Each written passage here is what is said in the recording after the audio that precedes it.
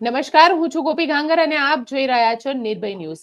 વડોદરામાં આજે સામૂહિક બલાત્કારની એક ઘટના સામે આવી અને આ ઘટનાની અંદર વડોદરા પોલીસ જે છે, કારણ કે વડોદરા હાઈલીનો આ વિસ્તાર છે જ્યાં આગળ આ પ્રકારની ઘટના સામે આવી. ગૃહમંત્રી એક તરફ કહી રહ્યા છે કે આખી રાત ગરબા રમો, ગરબા ગુજરાતમાં નહીં તો ક્યાં પાકિસ્તાનમાં રમશો, આવા સવાલ પણ ખુદ ગૃહમંત્રી કહી રહ્યા છે. અને ઘણી બધી, કારણ કે છેલ્લા 2 દિવસથી ત્રીજું નોરતું હતું ગઈકાલે અને સતત દરેક જગ્યાએ જ્યારે ગૃહમંત્રી જાય ત્યારે આખી રાત ગરબા રમવાની વાતો કરતા હોય છે, જેની સામે અવાજ પણ ઉઠ્યો અને ગેનીબેને મહિલા સુરક્ષાની વાત કરી હતી. આપણી સાથે અત્યારે ઈસુદાન ગઢવી જોડાયા છે. ઈસુદાન ગઢવી સાથે વાત કરીએ.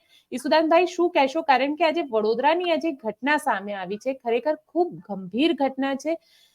એ દીકરો અને દીકરી બેઠા હતા, ત્યાં આગળ અજાણ્યા લોકો આવે છે, સામૂહિક દુષ્કર્મની ઘટના આખી સામે આવી છે. પોલીસ હવે ઇન્વેસ્ટિગેશન કરી રહી છે. ગોપીબેન, તમે જુઓ કે દાહોદની ઘટના બની, પછી બીજે દિવસે સુરેન્દ્રનગરમાં 5 વર્ષની દીકરી ઉપર બળાત્કાર થયો, મહેસાણામાં બની, ભુજમાં બની, મોડાસામાં બની અને વડોદરામાં.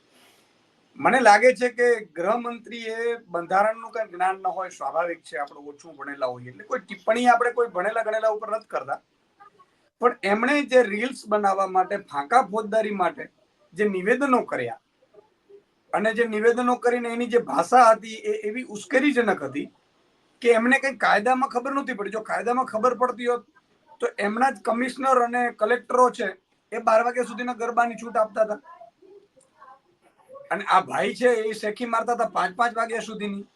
બીજું કે 5 વાગ્યા સુધી તમારે ગરબા રમાડવાના હોય, હું તો એમ કહું છું આનંદની વાત છે. 5 વાગ્યા સુધી ગુજરાતમાં ગરબા ન રમાય તો ક્યાં રમાય? તો એના માટે તમારે ડીજીપી સાથે, આઈજીપી સાથે, પોલીસ કમિશનરો સાથે, કલેક્ટરો સાથે મીટિંગ કરવી જોઈએ.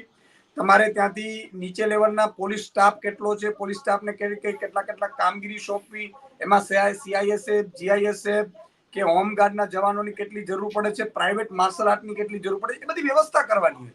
આ ભાઈઓ શું છે, મુખ્યમંત્રી ગૃહમંત્રી ખબર નહીં કઈ દુનિયામાં રહે છે. આવ્યું કોકે કીધું, હવામાં ગોળીબાર કરી દીધું કે ભાઈ 5 વાગ્યા સુધી ગરબા રમાશે. તમે જુઓ કેવી દુર્ઘટના ઘટી. આજે સગીરા ઉપર ગેંગરેપ થયો છે. આજે એ સગીરા ભાઈ બહેન જે બેઠા હતા અને જે રીતે દુષ્કર્મ આચરવામાં આવ્યું છે વડોદરામાં, ભાયલીમાં, એ કેટલી દુઃખદ ઘટના છે.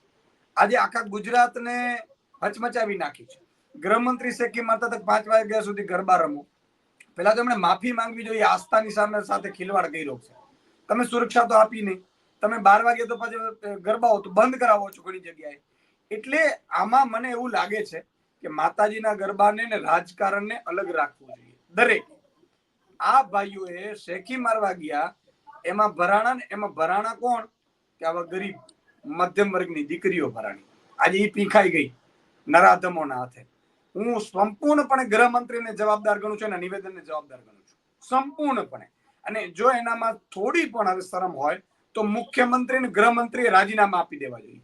બહુ શેકીઓ મારો છો તમે. મમતા દીદીને શિખામણ આપવા નીકળ્યા હતા, લેટરો લખતા હતા. આજે 10 બળાત્કારની ઘટનાઓ બની છે ગુજરાતમાં છેલ્લા 10-12 દિવસમાં.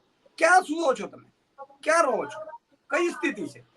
એટલે મને લાગે છે કે આ તો બહુ જ ગંભીર છે. આજે ગુજરાતના દરેક વાલી, દરેક માતા બેન, દીકરીઓ જે ગરબા રમવા જાય છે ને એ બધી અત્યારે ટેન્શનમાં છે. કોપીબેન, પણ ઈસુદાનભાઈ, અહીંયા સવાલ એ ઉભો થઈ રહ્યો છે કે દાહોદની અંદર ઘટના ઘટી, દાહોદમાં જે રીતે ત્યાં આગળ 6 વર્ષની દીકરી સાથે દુષ્કર્મ કરવાનો પ્રયત્ન કરવામાં આવ્યો અને ત્યારબાદ એની હત્યા કરી દેવામાં આવી, એ જે આખી ઘટના છે, હજી તો એમાં 12 દિવસે ચાર્જશીટ ફાઇલ થઈ. એ ઘટનાને મુશ્કેલથી હજી 14 દિવસ થયા છે, હજી 15 દિવસ પણ પૂરા નથી થયા. એ પહેલા આ ઘટના, અને કારણ કે આવી રીતે જે છોકરો અને છોકરી બેઠા હતા ત્યાં આગળ અજાણ્યા લોકો આવ્યા અને દુષ્કર્મ કરવું, ક્યાંક જેને કહી શકાય ને કે આ ગુજરાત એવું કહેવાય છે કે ગુજરાત તો સુરક્ષિત જગ્યા છે. અહીંયા દીકરી મોડે સુધી ગરબા રમે અને આવું તો બધા જ આપણે કહેતા હોઈએ છીએ. ગોપીબેન, એના માટે હું જવાબદાર કઈ રીતે આખું, તો તમને એક એક્ઝામ્પલ આપીને ઉદાહરણ આપીશ. કોઈ માન લો કે તમે ચેનલ ચલાવો છો, તમે કોઈ સંસ્થા ચલાવો છો, કોઈ એનજીઓ ચલાવો છો, કોઈ તમે કંપનીના સીઈઓ તરીકે જવાબદારી લીધી, પણ તમને જો આવડત ન હોય તો તમે શું કરવાના? તો કંપનીની પથારી ફેરવી દેવાના. આજે ગુજરાતમાં આવડત વગરના ગૃહમંત્રી, આવડત વગરના મુખ્યમંત્રી આવીને બેસી ગયા છે, જેને કારણે જેમને માત્ર હું એમ કહું છું પટ્ટાવાળામાં આપણે રાખી ન શકીએ એવી સ્થિતિમાં આખા ગૃહમંત્રીનો પ્રભાર હોય તો શું થવાનું. અને એનો પુરાવો એ છે કે નિવેદન કરે છે અને એનો રિઝલ્ટ શું આવે છે. નિવેદન કરે છે કે કાયદામાં રહેશો તો ફાયદામાં રહેશો. નિવેદન કરે છે દાદાના રાજમાં કોઈને ચમરબંધીને છોડવામાં નહીં આવે. દાહોદમાં ભાજપ સમર્થિતે હત્યા કરી, એને કરવાની શું જરૂર હતી? માન લો હું એક્ઝામ્પલ આપું છું તમને એટલા માટે આ ખબર પડે. તો એમણે ગૃહમંત્રી મુખ્યમંત્રી દાહોદની ઘટના બની એટલે તમામ આશ્રમ શાળાઓ, તમામ આદિવાસી સમાજની વિસ્તારમાં શાળાઓ, તમામ સરકારી એ વિસ્તારની શાળાઓમાં સીસીટીવી છે કે નહીં, ના હોય તો સીસીટીવી નાખવા જોઈએ. શિક્ષકો આચાર્યોની ચેકિંગ કરવું જોઈએ, વ્યવસ્થિત ટ્રાન્સપોર્ટેશનની સુવિધા કરવી જોઈએ. આ બધું કરવું જોઈએ. આ કઈ કરતા નથી એનો મતલબ બીજો લોકોને આવડત તો છે જ નહીં. માત્ર કોઈએ બેસાડી દીધા છે, ધર્મના નામ ઉપર ઠેકેદારો છે માની અને લોકોએ મત આપી દીધા અને આ લોકો જલસા મારે છે. વડોદરાનું ઉદાહરણ તમે જુઓ, આજે કેટલી બહેનો દીકરીઓ આ ઉદાહરણથી ડરતી હશે. જેને બેઠા છે બે છોકરો છોકરી અને આવીને કોઈ રેપ કરી જાય છે તો આમાં તો ક્યાં સુરક્ષા થઈ? એક સમયે તો બિહાર, ઉત્તર પ્રદેશમાં આવી ઘટનાઓ થતી હતી, લોકો ડરતા હતા. મને એવું લાગે છે ગુજરાતને આ લોકોએ એ સમયના બિહાર અને ઉત્તર પ્રદેશથી પણ બદતર બનાવી દીધું છે આ લોકોએ. પણ સાથે સાથે ગુજરાત સરકાર એવું કહે છે અમારી સી ટીમ હોય છે ગરબાની અંદર, અને ક્યાંક ને ક્યાંક ગુજરાતને આમ તો જોવા જઈએ તો દીકરીઓ માટે ઘણું સુરક્ષિત માનવામાં આવે છે. પણ આજે આખી ઘટના થઈ છે, આ ઘટના માટે તમને શું લાગી રહ્યું છે કે જવાબદાર કોણ છે? કારણ કે આ ઘટના રાતના લગભગ 11:15 ટાઈમે થઈ છે, એટલે એવું પણ નથી કે 12 વાગે ગરબા પૂરા થઈ ગયા પછી મોડે રાત સુધી બેઠા હતા. 11:15 પોલીસનું પેટ્રોલિંગ હતું નહીં એ રોડ ઉપર, કદાચ પોલીસનું પેટ્રોલિંગ નહોતું એટલે જ આ પ્રકારની ઘટના થઈ. એટલે પોલીસ પણ એટલી જ જવાબદાર આપ માનો છો? ગોપીબેન, એક તો પોલીસ બેડામાં ઘટ બહુ છે. બીજું કે પોલીસ બેડામાં ઘટની સાથે સાથે તમામ રાજકીય નેતાઓ, ભાજપના આગેવાનોના બંદોબસ્તમાં પોલીસ હોય છે. ત્રીજું કે જે માન લો હમણાં મેં સાંભળ્યું છે ગૃહમંત્રી આવ્યા એમાં પોલીસને, પેલા તો આ લોકો શિક્ષકોને ભીડ ભેગી કરવા માટે ગોઠવતા હતા, હવે પોલીસને ગોઠવે છે. પોલીસ છે એ પાથરણા વાળા, લારી ગડા વાળા એને લઈને આવે ને એને ભીડ દેખાડે. પોલીસની કામગીરી આ લોકો ભાજપની કામગીરીમાં ગોઠવી દીધી છે. એટલે ભાજપના જેટલા કામગીરી હોય બધી પોલીસ કરે છે. હવે પોલીસની સંખ્યા છે 25, ભરાણા છે 5, એમાં 3 છે એ ભાજપના બંદોબસ્તમાં છે, તો 2 જણા શું કરવાના પોલીસ વાળા?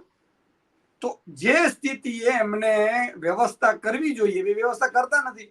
એટલે પોલીસ તો જવાબદાર છે જ, સાથે સાથે ભાજપ સરકાર એટલા માટે જવાબદાર છે કે પોલીસ વાળા પોતે તો કહેશે નહીં. પીઆઈ કે ડીવાયએસપી ને તો બાઇટ આપવાની, એસપી ને સીપી ને તો પરમિશન નથી કે મારા આ વિસ્તારમાં આટલા પોલીસની ઘટ છે, કાલે એને ડિસમિસ કરી દે, આ લોકો સસ્પેન્ડ કરી દે.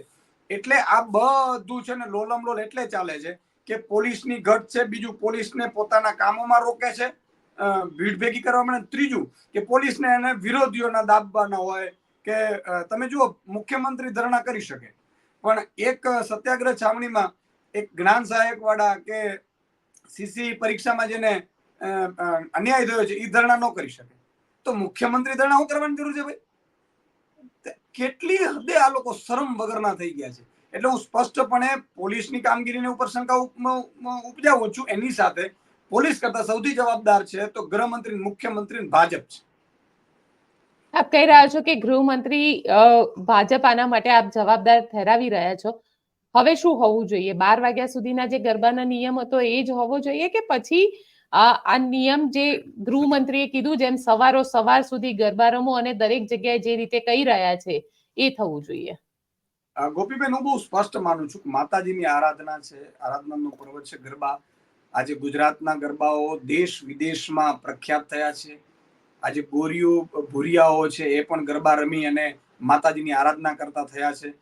આ સમયમાં જેટલી સમય ગરબા રમાય અથવા તો રમતા હોય અથવા તો સંગીત સાંભળતા હોય તો એટલો સમય ચિત્ત છે એ સારી જગ્યા માતાજીમાં જાય.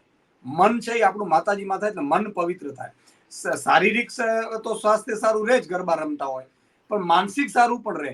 એટલે હું તો માનું છું 5 વાગ્યા સુધી ભલે રમે પણ 5 વાગ્યા સુધીની કેપેસિટી ક્યાં? બીજું કે ગૃહમંત્રી કહે છે 5 વાગ્યા સુધી, પણ પોલીસ તો 12 વાગે બંધ કરાવી દે છે.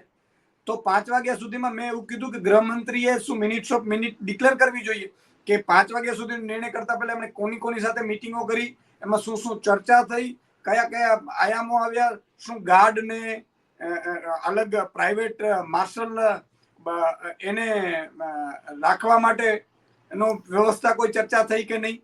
ભલે ને 50 કરોડ બીજા ખર્ચો થાય, પણ વ્યવસ્થા પૂરી પાડો. તમે આમને રાખી શકો પ્રાઇવેટ પેલા ઉપર પણ રાખી શકો, 10 દિવસ માટે ન રાખી શકાય? આપણે કેમ વાઇબ્રન્ટ ગુજરાતને કરીએ છીએ તો વિદેશો માટે વ્યવસ્થાઓ કરીએ છીએ, તમે પ્રાઇવેટ પણ રાખીએ છીએ, સુવિધાઓ લઈએ છીએ. તો સુરક્ષા માટે પ્રાઇવેટ બોડીગાર્ડોને પણ નિયુક્ત કરો, પણ એ તમારામાં હોવું જોઈએ. આ લોકોમાં ગોપીબેન હોવું નથી. ખાલી નિવેદનો કરી લોકોને ભડકાવવા, લોકોમાં સિમ્પથી લેવી, એક રીલ વાયરલ કરવાની, અને એટલા માટે જ આ લોકો નિવેદનો. આને સરકારમાં ચલાવવું કે ગૃહ મંત્રાલય ચલાવવું કે સારી રીતે સુરક્ષા રહે, માતાબેન દીકરી સુરક્ષિત રહે, એમાં કોઈ રસ નથી ભાજપને. તમે જુઓ, બેશરમ હશે, કાલે પાછા નિવેદન કરશે કે 5 વાગ્યા સુધી રમાવું પાછી, અને પાછી પરમ દિવસે પાછા કોઈ માતાબેન દીકરી છે એની સાથે ગેંગરેપ થશે, બળાત્કાર થશે, એટલે આ ફરીથી આ પેલા ગુફામાં ઘૂસી જશે. તમે જુઓ, દાહોદ પછી મુખ્યમંત્રીએ મૌન સેવ્યું. મુખ્યમંત્રી પ્રેસી કરવી જોઈએ કે ભાઈ અમે આ વ્યવસ્થાઓ કરી છે, હજી આવી ન બને એના માટે આ વ્યવસ્થા, કશું જ નહીં. એટલે આ લોકો શરમ વગરના છે. એટલે હું પ્રજાને પણ હાથ જોડીને વિનંતી કરું છું, ભાજપને જોઈ લીધી 30 વર્ષ ભાઈ, હવે મૂકો ને એકવાર મૂકીશો તો ખબર પડશે કે સરકારો કેવી હોય, વ્યવસ્થા કઈ રીતે થાય, કઈ રીતે તંત્ર સુધરે, કઈ રીતે આપણે એને કંટ્રોલ કરી શકીએ અસામાજિક તત્વોને. આ લોકોને સોંપશો બુટલેગરોને, તો એ તો બુટલેગરો વધારે પસાર. એટલે હું બહુ સ્પષ્ટ માનું છું કે 5 વાગ્યા સુધી રમવા જોઈએ, પણ એના માટે સુરક્ષા ગુજરાત સરકારે કરવી જોઈએ, ગૃહમંત્રી કરવી જોઈએ. નહીં તો ગૃહમંત્રી ખાલી પોતાની ખુરશી કરી દેવી જોઈએ, બીજાને તક આપવી જોઈએ. પણ અહીંયા ઈસુદાનભાઈ, કારણ કે ઘણી બધી જગ્યાએ એવા નિવેદનો ભારતીય જનતા પાર્ટીના નેતાના પણ આવ્યા, જેમાં શૈલેષ સોટાનું પણ એક નિવેદન આપ્યું કે તિલક નહીં તો એન્ટ્રી નહીં. બજરંગ દળ અને એ લોકોએ પણ ગરબાની અંદર ક્યાંક એન્ટ્રીને લઈને ગઈકાલે બવાલ થઈને પોલીસનો લાઠીચાર્જ કરવો પડ્યો, તો પોલીસ ઉપર જ સવાલ ઉભા કરી દીધા. એટલે તમને એવું લાગી રહ્યું છે કે જે રીતની આખી સિસ્ટમ થઈ રહી છે, કારણ કે ગરબાના નામે ક્યાંક ને ક્યાંક એક પોલિટિકલ એજન્ડા પણ સેટ કરવામાં આવી રહ્યો છે, જે રીતે હર્ષ સંઘવી સવારો ગરબાની વાત કરી રહ્યા છે, તો ક્યાંક એક પોલિટિકલ એજન્ડા પણ લાગી રહ્યો છે? બિલકુલ ગોપીબેન, બહુ જ સાચી વાત કરી તમે. ભાજપને અને ભાજપના નેતાઓને મતદાન સિવાય કાંઈ નથી દેખાતું. મતદાન જો એને લાગ્યું કે આ મતદારો આનાથી ભ્રમિત થશે તો એ સગી માને પણ લાઈનમાં ઉભા રાખી દે એવા છે, દોષી માઓને પણ લાઈનમાં ઉભા રાખી દે એવા આ લોકો છે. આ લોકો નિર્મમ છે. એટલું જ નહીં, એ લોકો સત્તા માટે કોઈનું પણ કયા પગલે જઈ શકે. તમે વિચાર કરો, છમકલા થાય છે વડોદરા સુરતમાં, મારે ના બોલવું પડે, 30 વર્ષની સત્તા જેમ છમકલા થાય, કોઈના બાપની તાકાત હોય છમકલા કરી શકે? આપો 24 કલાક ઈશુદાન ગઢવીને, અને ગૃહમંત્રી મુખ્યમંત્રી કહું કે સરકાર કેમ ચાલે. છમકલા તાકાત છે પાકિસ્તાન વાળાની. ઈ ફોન કરે ને ટ્રેનો પાસે આવે, ટ્રેનો ઉથલાવવાની કોશિશ કરે, તો તમે ઘાસ કાપવા માટે બેઠા છો? બીજું કે તમે જુઓ કે એ લોકો અત્યારે ખેલ કરે છે, ભાજપના ધારાસભ્યો પૂર રોકી નથી શકતા, વિશ્વામિત્રની ઉપર દબાણ પોતે કર્યા છે. આખું વડોદરા ભાજપ વાળાઓએ દબાણ કર્યું, એટલે વડોદરા પૂરમાં જાય છે, મગરો આવી જાય છે. એટલે એ લોકો શું કરે છે? ગરબામાં રાજનીતિ કરે છે, માતાજીની આસ્થામાં રાજનીતિ કરે છે. પણ મારે હાથ જોડીને વિનંતી કરવી છે કે જેમ ભગવાન રામની ધીરજ ખૂટી ગઈ હતી ને, માં ભગવતીની ધીરજ ખૂટી ગઈ છે. તમને જેમ અયોધ્યામાંથી 200 કિલોમીટર માંથી લાત મારીને ભાજપિયાઓને કાઢ્યા છે ને, એવી જ રીતે ગુજરાતમાંથી માં જગદંબા જો અંબામાં વિપરી ને તો તમને લાત મારીને કાઢશે. એટલે આ બહુ જ ધ્યાન રાખજો. માતાજીની તમે આ પરીક્ષાઓ કરવાનું રહેવા દેજો, અને માતાજીના ધર્મના ગરબા છે, મારા આસ્થાનો વિષય છે, એમાં દખલગીરીઓ કરવાનો રહેવા દેજો ભાજપિયાઓ. નહીં તો ખેલ પાડી દેશે. માં ભગવતી છે અને વિકરાળ સ્વરૂપ છે, ચંડી ચામુંડા છે. એટલે તમને છે ને ગોત્યા નહીં જોડો પાછા, અને જન્મો સુધી પાછા નહીં જોડો. એ પણ ખાસ ધ્યાન રાખજો. બિલકુલ ઈસુદાનભાઈ, આપ અમારી સાથે જોડાયા તેના માટે આપનો ખૂબ ખૂબ આભાર. Thank you Gopiben. તો આપ શું વિચારો છો, મને કોમેન્ટ બોક્સમાં ચોક્કસથી લખીને જણાવજો, અને અમારી ચેનલ નિર્ભય ન્યૂઝને લાઇક, શેર અને સબસ્ક્રાઇબ કરવાનું ભૂલતા નહીં. આભાર.